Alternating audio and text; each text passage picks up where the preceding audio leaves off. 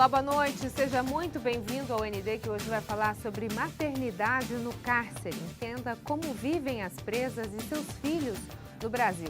E sobre esse assunto tão importante, a gente conversa hoje com a Isabela Rocha Laranoá de Martino, que é pesquisadora, advogada, professora, mestre em Direito, criadora e coordenadora do Grupo de Estudos em Direito das Mulheres. Tudo bem, doutora? Seja muito bem-vinda ao ND. Como vai? Boa noite, Roberto. Boa noite a todas e todas. Muito obrigada, eu que agradeço. Vamos entender, então, um pouquinho dessa realidade, que é uma realidade bem difícil. Maternidade no cárcere. Segundo o Levantamento Nacional de Informações Penitenciárias, 80% das mulheres encarceradas no Brasil possuem filhos.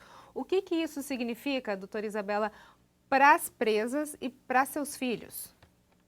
Bom, Roberta, se a gente considerar, primeiramente, que 5,5 milhões de crianças no Brasil não têm o nome do pai no registro de nascimento, além das crianças que têm, mas os pais não são presentes e não contribuem com o sustento dos filhos, e aí isso acaba sobrecarregando e fazendo com que a responsabilidade pela criação dos filhos recaia exclusivamente sobre as mães, a gente consegue entender como a prisão de uma mulher que é mãe acaba alterando a dinâmica familiar, a estrutura familiar e prejudicando as crianças que não têm nada a ver com os crimes que as mães eventualmente tenham praticados. E essa dinâmica, né, da mulher ser a única responsável tem muito a ver com a construção social dos papéis de gênero. O que é isso?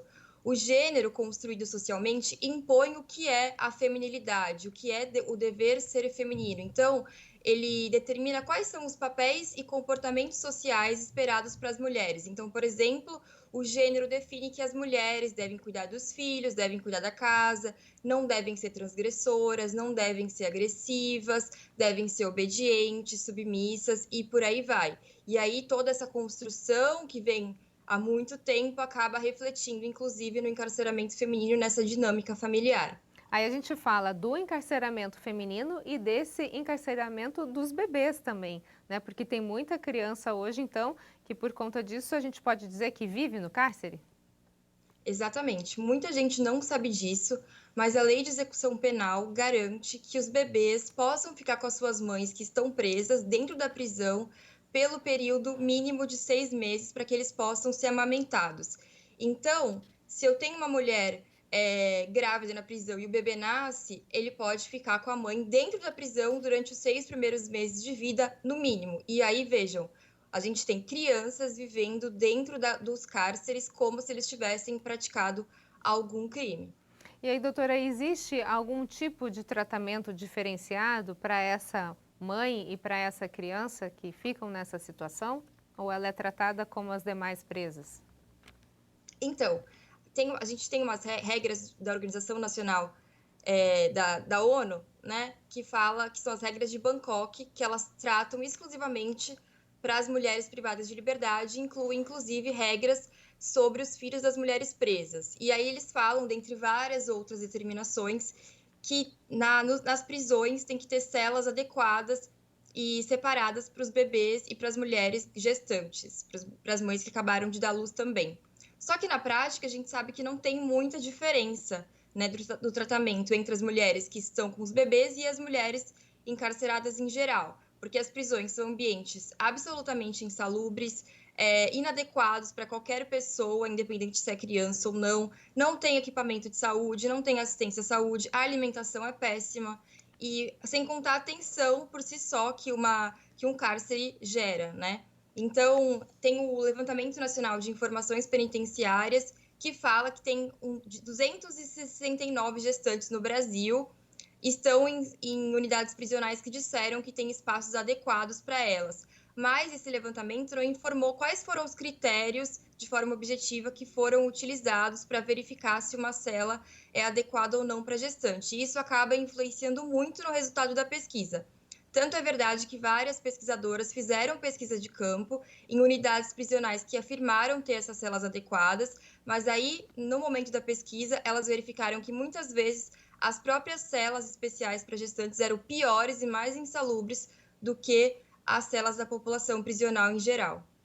E existe algum tipo de tratamento para essa criança? De repente você falou que talvez exista uma preposição, mas não efetivamente na prática, por exemplo, médicos, pediatras, um cuidado específico para essa criança que fica encarcerada durante os 6 meses?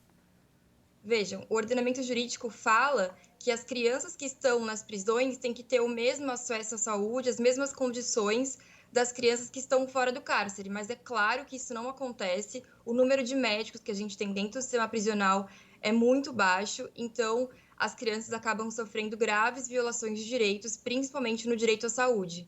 Eu tenho uma declaração sua aqui, diz que o sistema de justiça criminal prefere permitir que crianças vivam como se reclusas fossem, ao invés de conceder prisão domiciliar. O que fez você chegar a essa conclusão e como se pensaria, então, em que casos poderia ser possível se pensar numa prisão domiciliar para essas mulheres que tenham bebês na prisão? Então, o que acontece é que o Código de Processo Penal garante a substituição da prisão preventiva, que é aquela prisão antes da condenação definitiva, pela prisão domiciliar, no caso das mulheres que forem mães de crianças ou de pessoas com deficiência. Mas ainda assim, esse pedido de liberdade é negado pelos juízes com base em argumentos repletos de valores morais, misóginos, machistas, como, por exemplo, se ela estava traficando, ao invés de cuidar dos filhos, ela não pode ser uma boa mãe e, por isso, ela é dispensável aos cuidados dos filhos e, portanto, deve permanecer na prisão e não ter a prisão substituída pela prisão domiciliar. E aí isso é bastante denunciado pela criminologia feminista, que fala como a mulher é duplamente punida ao praticar um crime. Primeiro, pela prática do crime, e segundo, por ser mulher. Porque, como eu falei, os papéis de gênero entendem que as mulheres não podem ser transgressoras, elas têm que ser submissas, têm que ser obedientes. E aí o sistema de justiça criminal acaba punindo duplamente a mulher. E fazer com que ela sofra pelo que os filhos estão passando também é uma forma de puni-la. Veja, olha, mulher, você seus filhos só estão sofrendo dessa forma porque você praticou um crime, a culpa é sua. E aí, então, embora a lei seja clara no sentido de garantir essa substituição da prisão preventiva pela prisão domiciliar, os juízes continuam descumprindo. É um assunto muito importante que merece um pouco mais ainda da nossa atenção. A gente vai para um rápido intervalo e, na sequência, a gente fala um pouquinho mais sobre maternidade no cárcere. Não sai daí, um minutinho. A gente volta já já.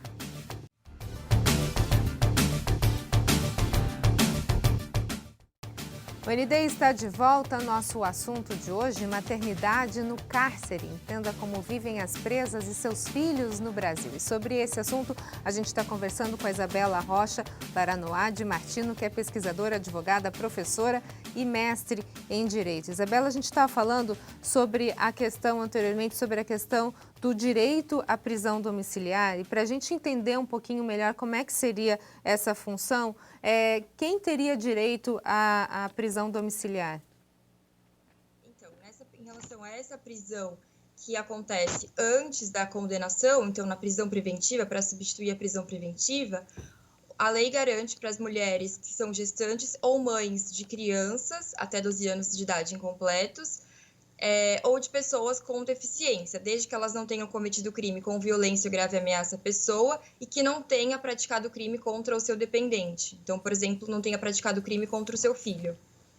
Agora, se a gente for pensar de forma efetiva o que acontece na prática, muitas dessas mulheres que hoje estão presas, elas poderiam tentar uma prisão domiciliar para atender os seus filhos? Com certeza, se a gente considerar que aproximadamente 80% das mulheres presas no Brasil são mães e 80% das mulheres não cometeram crimes com violência ou grave ameaça, e grande parte das mulheres está presa por tráfico de drogas, e tráfico de drogas não é crime com violência ou grave ameaça, então, se a lei fosse devidamente cumprida, com certeza a gente teria um desencarceramento em massa de mulheres que não são perigosas, e isso seria muito mais positivo para as crianças que acabam sendo punidas e não tem nada a ver com isso. Tem uma frase aqui que até gostaria que você explicasse um pouco melhor para os nossos telespectadores, para a gente entender, às vezes tem alguns termos jurídicos, por que a situação viola o princípio da intranscendência da pena? O que seria intranscendência da pena? No direito penal, a gente fala que tem esse princípio da intranscendência da pena. O que determina esse princípio? Que a punição criminal tem que recair exclusivamente em relação àquela pessoa que praticou um crime. Então, vejam, a mulher praticou um crime, a mulher mãe praticou um crime, a punição tem que recair exclusivamente em relação a ela. Mas quando a gente tem bebês dentro da prisão, é claro que essa punição acaba transcendendo os corpos das mulheres que foram condenadas e atingindo os seus filhos. E, além disso, a gente também tem um princípio no Estatuto da Criança e do Adolescente, que é o princípio da proteção integral, que diz que o Estado, a família, a sociedade tem que proteger de todas as formas possíveis os direitos fundamentais das crianças e adolescentes. E o que são direitos fundamentais? São aqueles direitos indispensáveis para que as pessoas possam ter uma vida digna.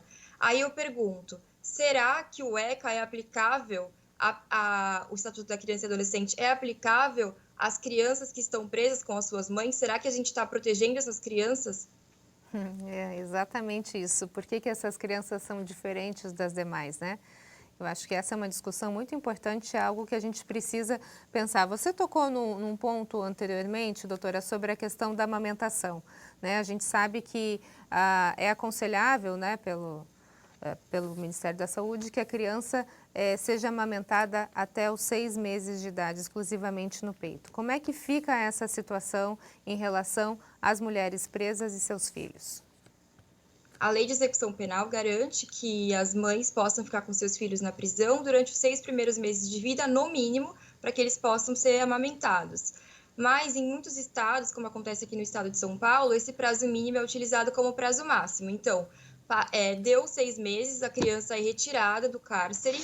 Então, na verdade, a mãe não tem o direito de exercer a maternidade, ela não tem o direito de escolher o que é melhor para o seu filho, ela não tem o direito de querer amamentar a criança até 1 ano de idade, por exemplo. É o Estado que decide o que vai ser feito com aquela criança, e essa maternidade é o tempo inteiro vigiada. Então, quando o bebê está dentro da prisão, o Estado coloca regras para que essa mulher cumpra em relação ao seu filho. Então, tem pesquisas que demonstram que se a mulher se recusa a dar mingau para a criança, por exemplo, que é uma regra dentro daquela unidade prisional que ela está, ela acaba sofrendo uma sanção disciplinar. Então, vejam como a maternidade é controlada, como os corpos das mulheres também são controlados e elas não têm autonomia em relação a ser mãe dentro da prisão. É difícil ser mãe dentro da prisão, com certeza. Agora, em relação ao impacto social disso, tanto para a mãe quanto para a criança, a gente tem uma dimensão do que isso significa e o que isso vai acarretar na vida dessa criança lá na frente? Eu acho que a gente precisa muito pensar sobre isso, né? É claro que viver os 6 primeiros meses de vida atrás das grades, em um ambiente absolutamente insalubre, que viola vários direitos fundamentais, acaba deixando marcas indeléveis no desenvolvimento de qualquer pessoa, principalmente de uma criança. Então, por exemplo, a gente tem pesquisas que mostram que a ausência de um mordedor para uma criança dentro da prisão comprometeu todo o desenvolvimento físico dela. Uma outra pesquisa mostra que uma criança, quando ela saiu da prisão, ela tinha pavor de ver homem, porque ela nunca tinha tido contato com homem na vida. Então, vejam que pequenas coisas acabaram deixando um impacto e um dano enorme na vida das crianças.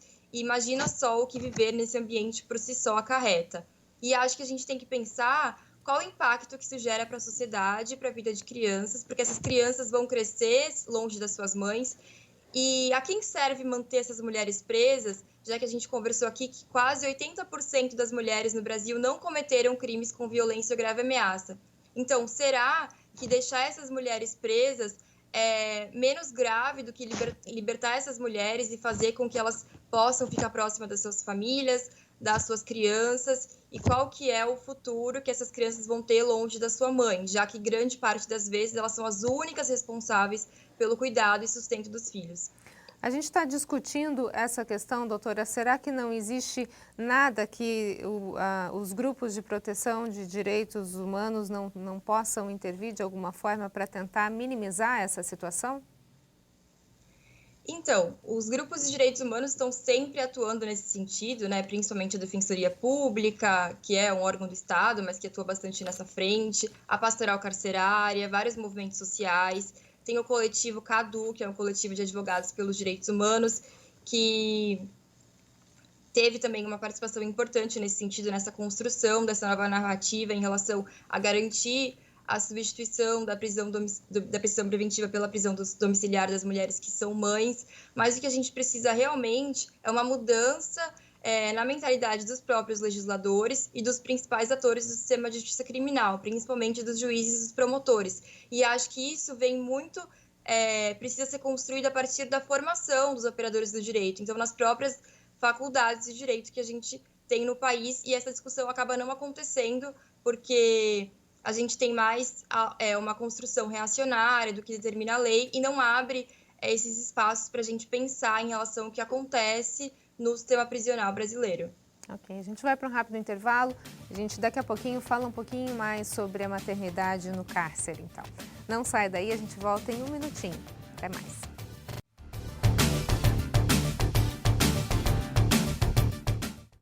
O ND está de volta ao nosso assunto de hoje, maternidade no cárcere. Entenda como vivem as presas e seus filhos no Brasil. E sobre isso a gente está conversando hoje com a doutora Isabela Rocha Laranoá de Martino, pesquisadora, advogada, professora, mestre de Direito e sabe muito bem do que está falando, né? Doutora, a senhora pesquisou muito esse mundo da maternidade no cárcere. Nesse momento de pandemia, a gente pode dizer que a situação dessas mulheres, dessas crianças, está se agravando ainda mais?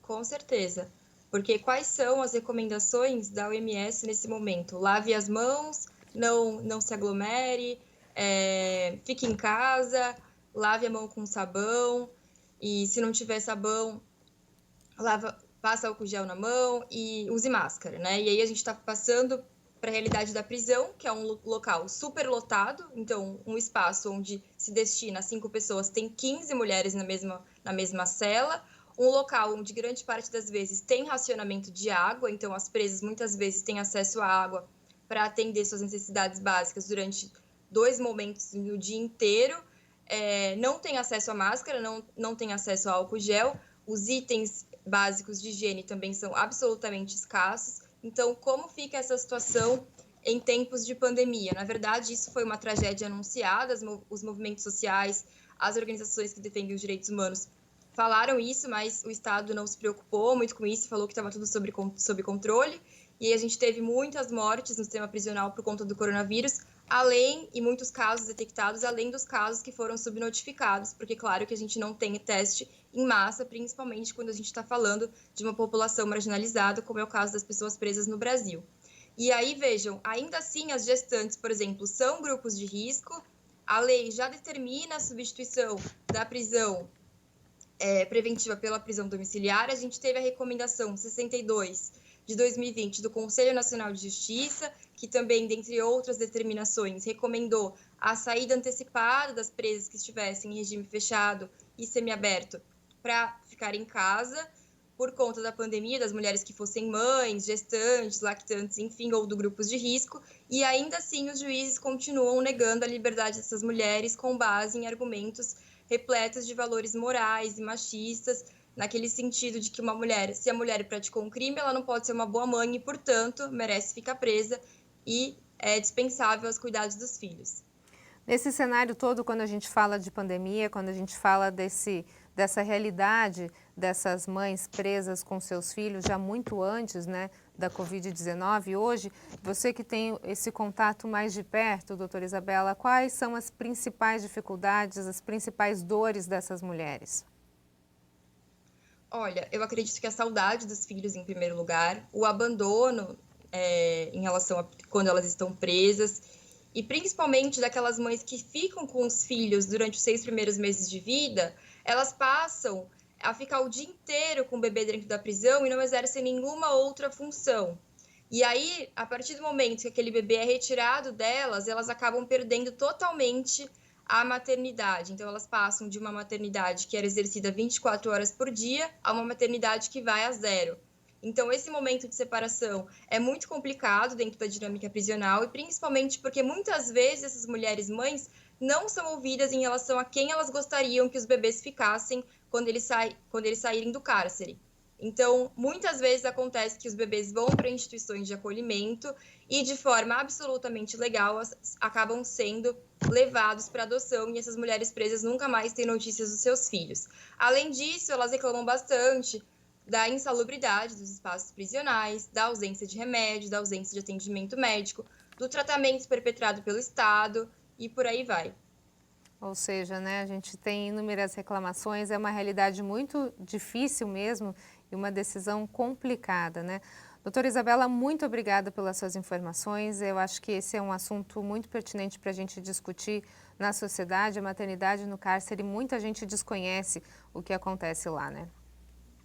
Eu que agradeço, Roberta, e parabéns pela iniciativa de trazer esse tema que é tão esquecido na sociedade. É verdade.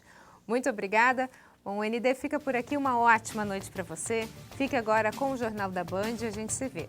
Até mais.